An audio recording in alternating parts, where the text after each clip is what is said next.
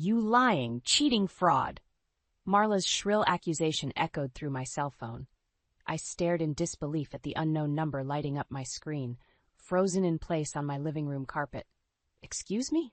I finally managed, completely blindsided by the verbal assault from my husband's sister, who I barely knew. Don't play dumb with me, she seethed.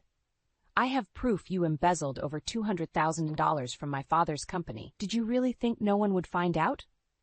I sank slowly to the floor as her rant continued, my pulse racing. Embezzlement?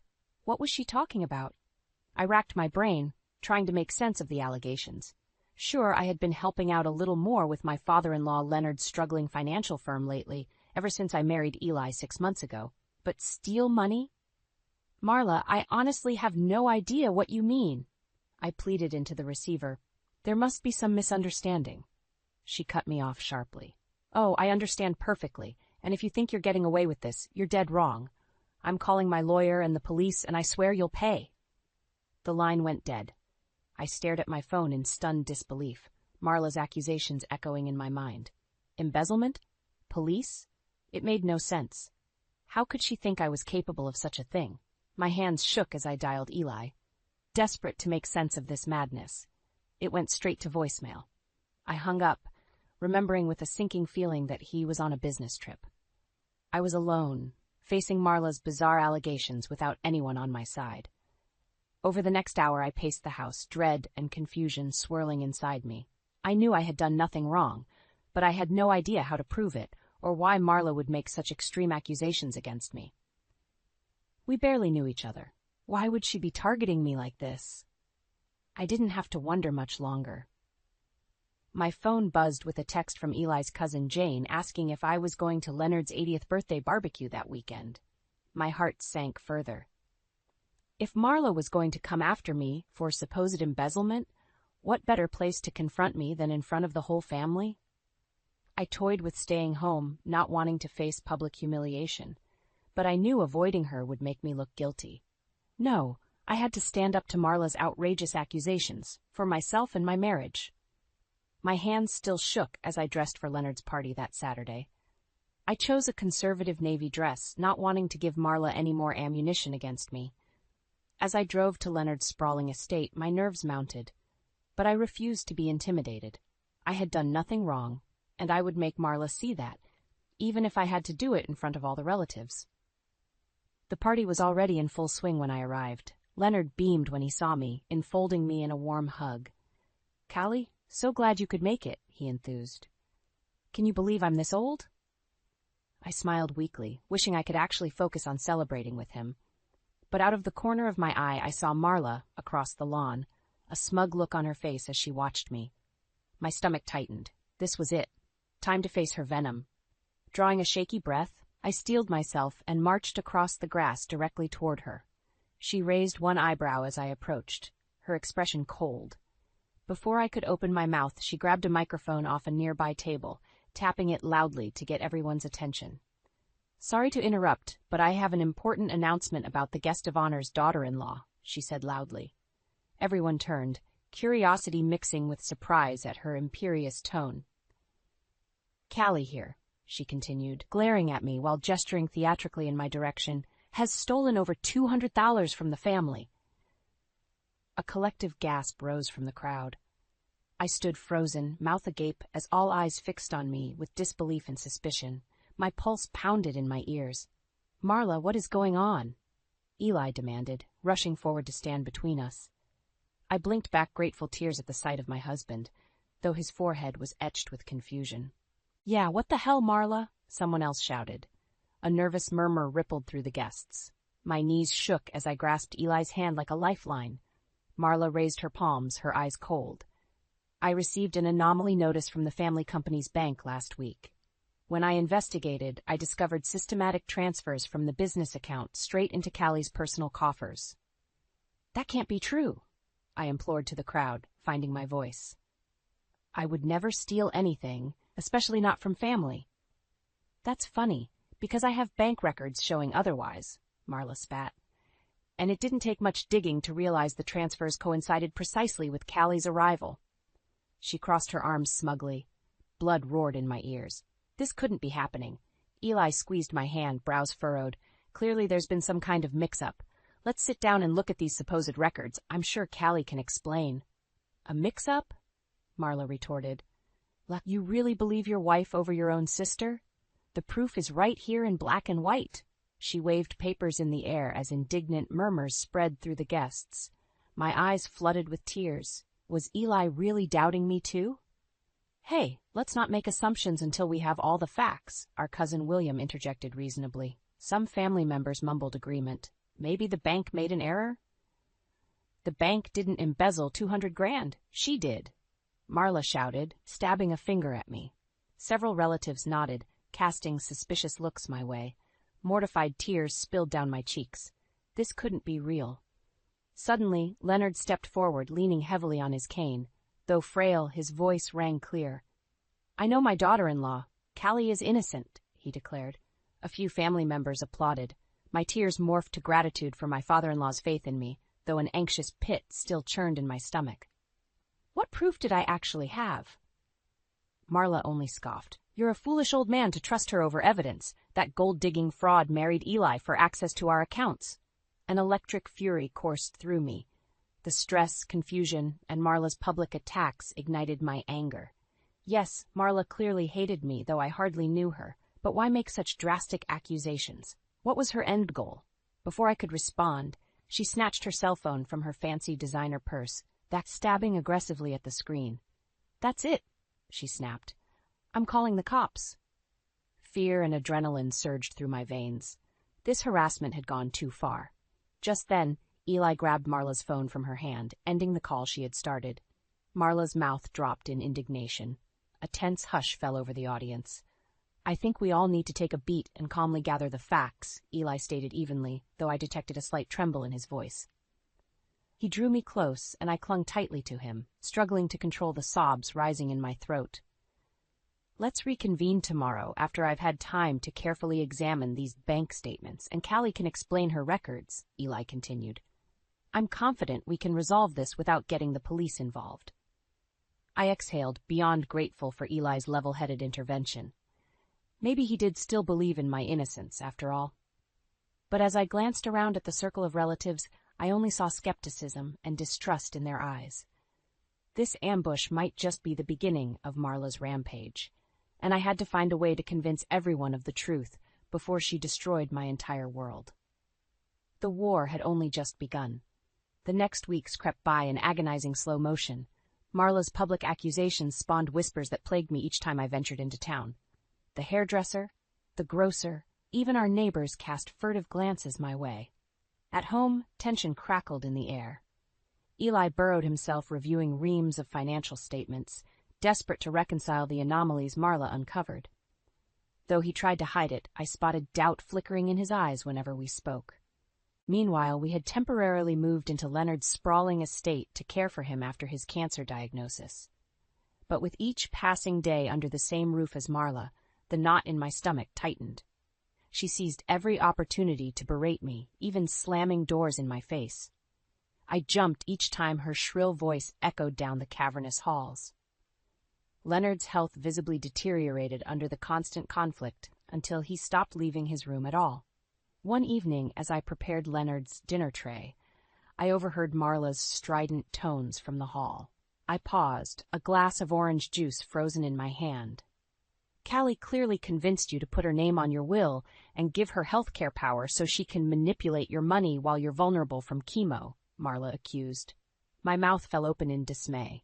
Were her attacks now extending to how I cared for my dying father-in-law? Really, Marla, must you always assume the worst about Callie? Leonard replied warily. I asked her to help me get my documents in order, because I trust her. You're making a huge mistake trusting that deceitful money-grabber over your own family, Marla retorted. I stormed down the hall before I even made the conscious decision, too incensed to hold my tongue a second longer. How dare you undermine how I care for Leonard, I confronted her, slamming the tray onto the table. Orange juice sloshed over the edge of the glass. Questioning my role as power of attorney, when I've done nothing but dedicate myself to this family, is despicable, even for you, I spat. Marla straightened to her full height, mere inches taller than my petite frame. But she seemed to tower over me now with righteous indignation flaming in her eyes. "You manipulated your way into this family's good graces with dew eyes and sweet talk, so you could get your hands on Leonard's fortune," she hissed, stepping toward me. "But you won't get away with it as long as I'm here protecting what's rightfully mine." Suddenly her accusations clicked into place with startling clarity. This had never been about me at all. It was about securing her own inheritance. My chest swelled with outrage. "Is that what this whole smear campaign is about?" I demanded. "Discrediting me so you get Leonard's money?" Marla scoffed. "It's only smear if it's not the truth. But go ahead, play the victim. We'll see who Leonard believes when I show him proof of your late-night cash withdrawals dopping straight into your personal shopping funds." My hands clenched at my sides, so that was her new angle? I had to nip this sabotage in the bud. "You planted bogus evidence to make me look guilty so you could wrestle away control," I accused. "Admit this is all a ploy before you cause real damage." Marla stepped forward until she loomed over me, close enough for me to smell her floral perfume. Her glare pierced my soul. "The only damage being done here is you bleeding my family dry through your deceit, but I will expose you, if it's the last thing I do," she vowed. A chill slithered down my spine at the cold conviction in her tone. She swept from the room before I could summon any defense. I sank into a chair, heart pounding against my ribs. This confirmed Marla wouldn't stop her personal vendetta until she achieved her nefarious goal. I had to act fast to protect myself and Eli from her intricate manipulations. But I feared too much harm had already been done. The web of lies she spun seemed too thick to permeate.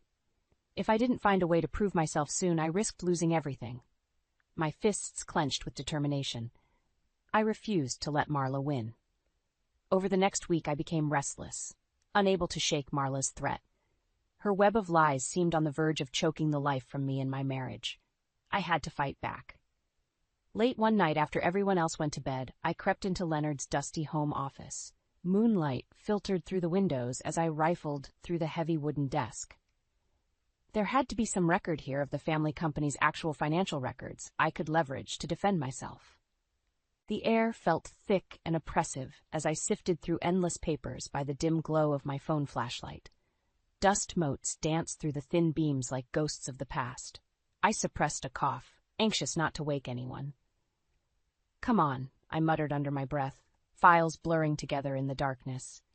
Just when I was about ready to give up, a thick manila folder wedged at the back of a drawer caught my eye. I opened it carefully, immediately recognizing Leonard's distinctive scrawl. It appeared to be records detailing financial transfers related to an offshore company set up as a small tax shelter. Everything seemed perfectly legal at first glance, until I realized with a jolt that the shelter had recently been dissolved right before the accusations against me began. I scanned the documents feverishly, compelled forward by intuition. Pay dirt. Black and white records showing a significant cash deposit into a new account just before the offshore entity dissolved. My blood turned to ice as I saw the listed owner, Marla. Frantically, I shuffled through more records, eventually finding a bank statement detailing a 7-figure cash withdrawal from the family business's primary account, more than triple what I supposedly embezzled. It trickled into numerous smaller accounts before eventually accumulating in Marla's offshore fund. I rocked back onto my heels, hands trembling around the damning evidence. This proved without doubt that Marla had manufactured bogus accusations against me to conceal her own enormous theft. Fury coursed through me. Thanks to her tall tales, I endured weeks of public humiliation and deteriorating faith from my husband and father-in-law. Meanwhile, she was quietly siphoning enough money to set herself up for life. It made me physically ill. Just then, I noticed smaller subsequent withdrawals from the family accounts in the months since. My rage ignited exponentially when I realized the implications. Even after building her own offshore fortune, Marla continued bleeding the family funds dry out of pure spite and greed. By now, grief intermingled with my anger. Eli and I once shared dreams of taking over the struggling family business, restoring it to prosperity.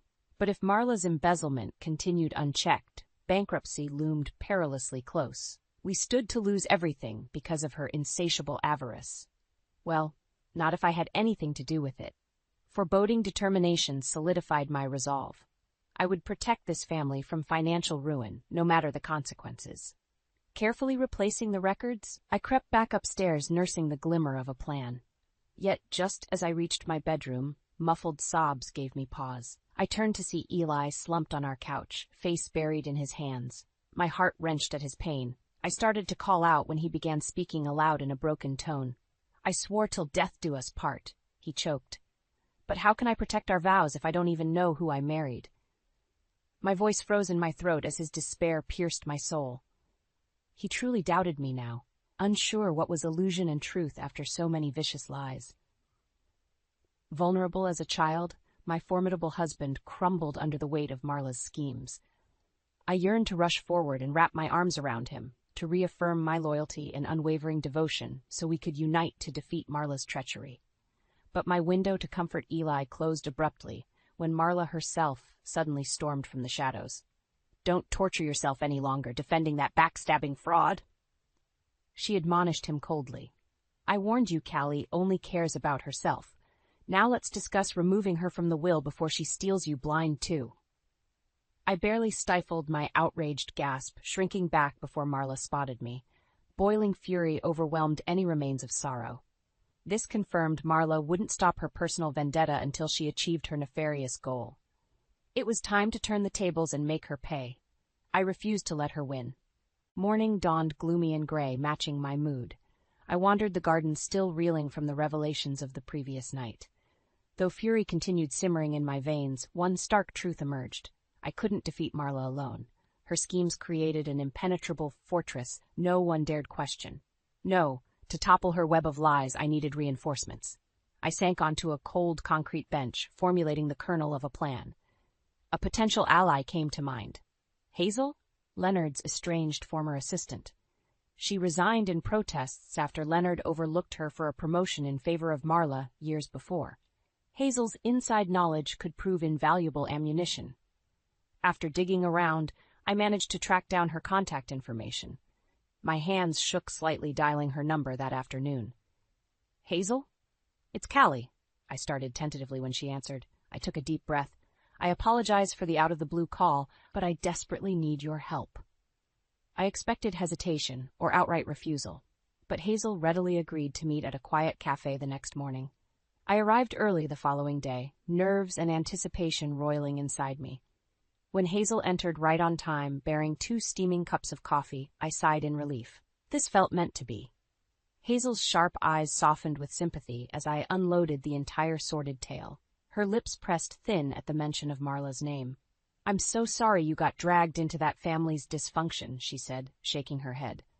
"When Leonard picked Marla over me for VP, I swore one day her greed would be her downfall." I leaned forward intently.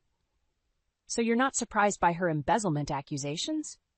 Hazel scoffed. "Not one bit. She always resented Leonard's fortune while believing herself entitled to it. I tried warning him for years, but he remained blind to her self-serving nature." My pulse quickened. "So you believe she could be capable of setting me up?" I dared ask. Hazel nodded firmly. "Absolutely. She always despised perceived rivals. With you as a new threat, I guarantee she'd target you to get what she wants." Hope unfurled inside me, hearing Hazel validate my suspicions. Perhaps I wasn't battling Marla alone after all. I described finding records proving Marla siphoned family money overseas for years. Hazel confirmed witnessing odd financial transactions during her tenure, but hadn't pieced together the pattern at the time. "I knew something dishonest was happening right under Leonard's nose," Hazel revealed, anger glinting in her eyes. "But I never managed to catch concrete proof before Marla turned Leonard against me." My mind raced, connecting dots. With Hazel's inside context combined with the evidence I uncovered, we suddenly held all the puzzle pieces necessary to expose Marla's schemes. I met Hazel's determined gaze. "Will you help me convince Leonard and Eli of the truth?" I implored. "With our knowledge combined, we can finally prove Marla's been playing everyone this whole time." Hazel straightened, resolve stealing her expression. "I'm all in. Marla destroyed my career and reputation. It's time for some justice." We plotted late into the afternoon. Hazel agreed to discreetly dig for more evidence of Marla's embezzlement over the years. Meanwhile, I would pry deeper into the dissolved tax shelters, hopeful more clues awaited somewhere. It felt intoxicating, finally strategizing a counteroffensive. As we parted ways outside the cafe, Hazel grasped my hands, compassion in her eyes. "Stay strong, Callie," she urged. "With perseverance, the truth prevails. You'll restore your good name, I'm certain of it." I blinked back grateful tears as I embraced her. With Hazel by my side, the future seemed a little less bleak than the night before. I didn't have to withstand Marla's torment alone anymore. Empowered by new camaraderie, I drove home with my head held high, refusing to shed another tear over Marla's schemes. She spun an artful web to discredit me, yes. But united with Hazel, we would gather enough evidence to dismantle her lies once and for all. Justice would soon have its day. Over the next few weeks, Hazel and I discreetly gathered evidence. She uncovered financial statements showing odd transfers coinciding with Marla's promotions over the years. I dug deeper into the offshore accounts, tracing money trails leading right back to Marla. Piece by piece, our proof grew damning. Marla embezzled under the guise of legitimacy at every opportunity, bleeding funds to fuel her gilded lifestyle. Meanwhile, she schemed to undermine me, the lone barrier between her and total control. Armed with reams of records, Hazel and I decided to confront Marla and Leonard at the upcoming quarterly board meeting. The stage was set for a dramatic showdown. I dressed carefully that morning in a polished sheath dress, armor for the battle ahead. Hazel met me outside the conference room, files clutched in her steady hands, eyes brimming with vindication. "Ready?" I asked with a bracing smile. She squeezed my arm encouragingly. We entered together as equals, spines straightened in solidarity. I held Marla's glare evenly as we took seats across the heavy oak table. Shock registered briefly on her haughty features at the sight of her old rival, but she quickly arranged her face in a patronizing smile. "Hazel, what an unexpected surprise," she purred, venom subtly lacing her syrupy tone. "I thought we parted ways years ago. But no matter." "I asked her to come," I interjected coolly, relishing knocking her off balance. "I want reliable witnesses for this discussion." Marla scowled as murmurs rippled around the room. Leonard rapped his gavel. "Let's begin, shall we?" Oblivious to the undercurrents, he led the meeting through standard business items. I barely listened, watching Marla fidget with her ostentatious jewels. She likely assumed I invited Hazel merely for emotional support. Well, she would soon learn otherwise. Finally, Leonard adjourned the budget approvals. "Any other items before we wrap?" he asked mildly. I met Hazel's gaze, stealing my nerve. "Showtime. Yes, actually." My voice rang clear in the sudden silence. All eyes shifted to me as I rose slowly, smoothing my skirt with a steady hand. I stepped forward, shoulders back, confidence rooting me firmly to the ground. Hazel handed me a document. I flipped it open, facing the group. "As you can see in this financial statement from a now dissolved offshore account, large sums consistently went missing from family company funds over several years." Murmurs swelled as I continued, laying out transfer records, holding nothing back. Piece by irrefutable piece, we outlined Marla's elaborate embezzlement scheme going back over a decade. By the time I slapped the last document on the table, you could hear a pin drop. I surveyed the room, vindicated by the appalled and stunned expressions. But Marla only scoffed, disrupting the taut silence. "Honestly, Callie, implicating me to distract from your own crimes is pathetic," she scolded. My fury spiked. How dare she still feign innocence with hard evidence stacked against her? But Hazel subtly shook her head before I could erupt. She was right. I had to stay calm and definitive for my case to convince. I folded my hands neatly. "The proof is all here. Hazel and I traced every withdrawal, every transfer authorized by your signature to siphon family funds." I speared Marla with an icy stare. "The only question is why, and how much more before you bankrupted us all?" A tense pause swelled. I glimpsed doubt flickering behind Eli's stoic expression. The others seemed to hold their breath, stunned by the unexpected drama. This was it, my one shot to break Marla's facade wide open. Suddenly, Marla shoved back her chair with an ear-piercing screech. "This is ridiculous!" She stabbed an accusatory finger my direction, every ounce of her composure vanishing. "That conniving fraud hunted through private records to falsely implicate me, and you're all blindly going along with it." She swiveled toward Leonard, features taut with desperation.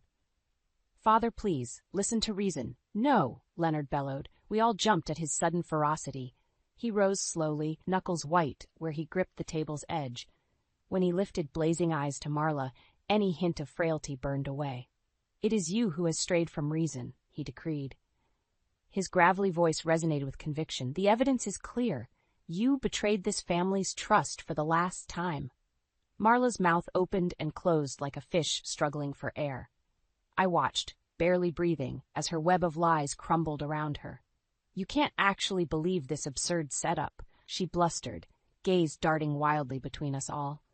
But she no longer appeared the commanding tycoon, just a desperate, broken woman with nowhere left to hide. "The proof makes your guilt abundantly clear," Leonard pronounced.